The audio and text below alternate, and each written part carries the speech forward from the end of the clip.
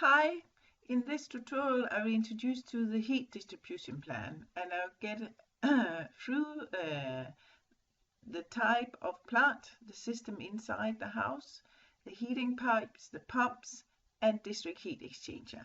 Now I'll go to the program, and the first is that you have to click on the heat distribution plan over here. Then this table gets turned on.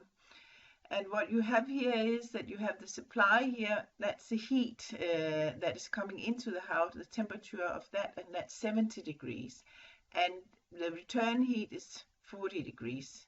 If in theory, and we always use these temperatures, it might be different in real life, but we use it here in theory in the program. Then we have what kind of plant type, we have what kind of type that we have inside the house. And here I have made some small drawings so you can see it.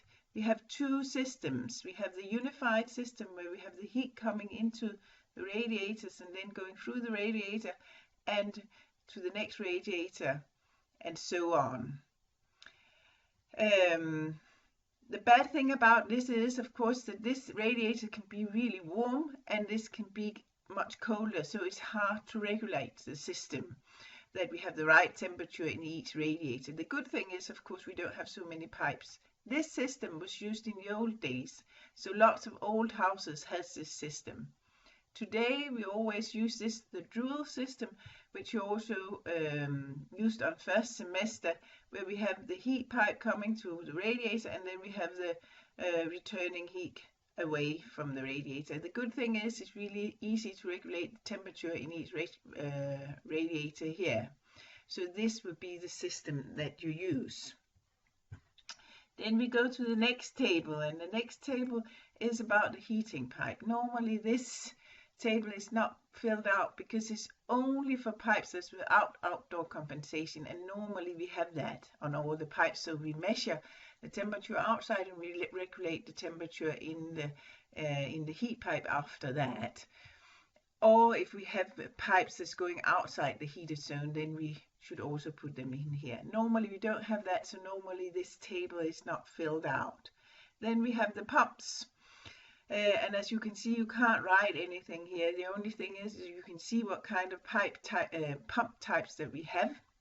And we have these four different: constant service all year, or constant service in heating system, or time controlled in heating system. And this would probably be the one that you use, or in a combined pump.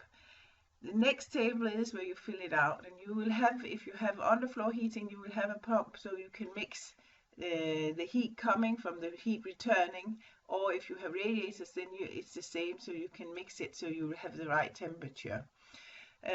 You write here what kind of type it is, pump types, then how many you have of it, and then what is the effect that it's using, and there's 5 watts. And then we have the reduction factor here, and that means it's only used 40% of the time. And you will use the same numbers as this. I want to show you a small drawing that I have made of where we have the pump sitting. So if we have two systems here, we have the heat coming into the building here, 70 degrees. We have the return heat here, 40 degrees. Then we have a manifold here where we have it going out to the underfloor, heating here, and then returning. Then when it leaves, we mix if it's we need this to be colder than 70 degrees, so we mix it from the heat coming return, so we will have the right temperature in here. The same goes for the radiator. We have the heat going to the radiators, and then we can mix it so it has the right temperature. So these are the pumps that we have that we put into the program. When we have filled this out, then of course we can see it up here, what it is, what kind of pumps. Then we have the last thing, which is down here, where we have district heat exchanger, if we have that. Normally today we don't have it, and then we don't need to fill it out. I also made a drawing of the two systems that we have, where we have direct heat, it is what we have today, and indirect heat down here. Here we have the heat plant where we have the heat coming to the building, to the house, and then it's going around the house, and then it's going out again.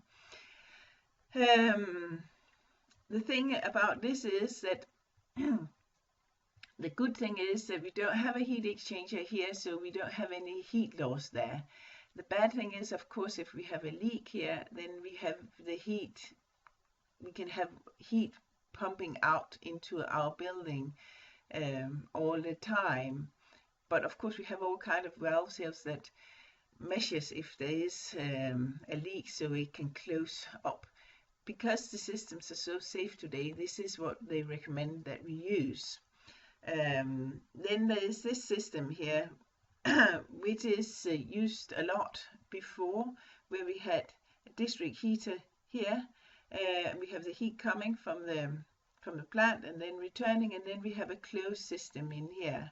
So that means it's really good to have, because if we have a leakage in here, we only have the closed system heating liquid that could go out to the building. The bad thing is, of course, that we have a massive heat loss in this heat exchanger, we have a heat loss there. So normally you don't need to fill it out. If you are in a case where you need a heat exchanger, then you can see in the guideline how you fill it out, and also in the SPI. Now you need to go to the assignment and fill out the tables about the heat distribution plan in the building. Try and do that and have a nice time. Bye.